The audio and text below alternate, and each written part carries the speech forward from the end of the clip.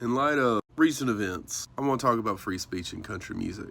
As somebody who doesn't believe that power is just political power, but believes that one of the forms of power that tends to shape our lives the most is economic power, I just can't really buy the myth that in the US we don't have a problem with censorship and that we actually do enjoy a kind of free speech. Sure, there are protections to keep political mechanisms from interfering with free speech, even if they are pretty inconsistently applied in the US.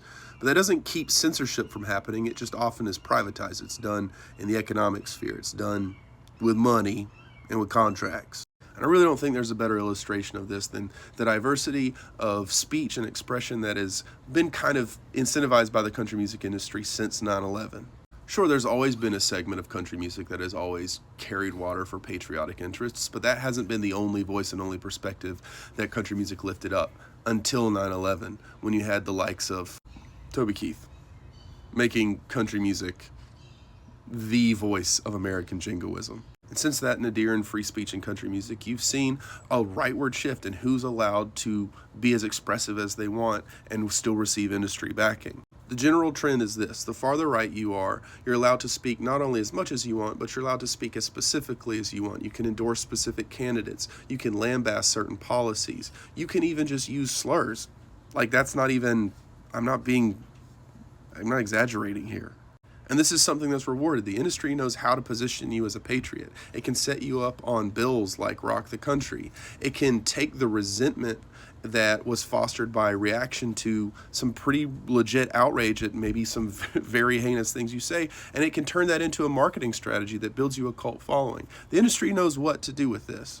The thing is, the farther that you move away from those right-wing talking points towards the center, not only are you allowed to say less, you also have to code it more. You have to speak more vaguely. You have to speak in universals. You can't say, I want common sense gun reform. You have to say, I just want everybody to be safe. You can't say LGBTQ rights for everybody. You have to say, y'all means all.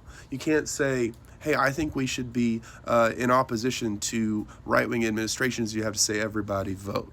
And even then, that doesn't necessarily get you clout, right? Like this guy right here, you can still be considered a raving liberal simply because you have opinions that don't fit on the farthest side of the spectrum.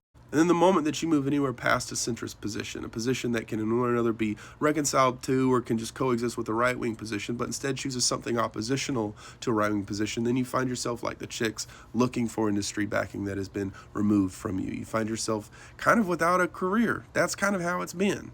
Really, when I say left of center, I'm not saying you're reading Das Kapital at the old time jam. I'm saying you critique the Iraq War, something that most of us would agree with now. But while the right-wingers are rewarded for saying anything they want to say, no matter how delusional, you can keep your paychecks coming in. You're not choosing between the food on your table and the things that you can say on a stage. And that's the censorship of political speech via private economic mechanisms. As a country musician, this is one of my asinine career goals, is to find a way to make it work out here. We'll see if it happens, but if I can do it, I'm bringing all my buddies.